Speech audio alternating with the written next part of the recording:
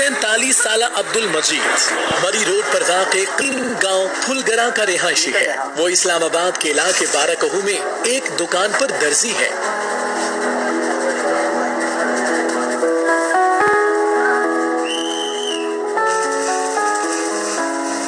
मजीद मेहनत मजदूरी करके अपने वालिदैन की खिदमत और 4 बच्चों का पेट पाल रहा था कि कोरोना वायरस और लॉकडाउन ने उसकी कमाई के सारे रास्ते बंद कर दिए।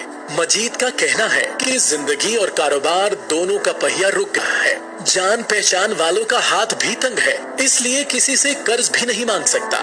मजीद के मुताबिक उसने अखबार में हुकूमत के इमरजेंसी कैश प्रोग्राम के बारे में दिए गए नंबर पर मैसेज किया। वो इस बात पर खुश है कि उसे पैगाम का न सिर्फ जवाब मिला बल्कि उसे बुलाकर 12,000 रुपए भी दिए गए। मैसेज करो, ठीक है, 81-71 रुपये मैंने वो किया, ठीक है, अल्हम्दुलिल्लाह वो मुझे पैसे मिले। मजीद के मुताबिक उसे यूं लगा कि ये खुदा की तरफ से उसके लिए एक गैबी मदद थी।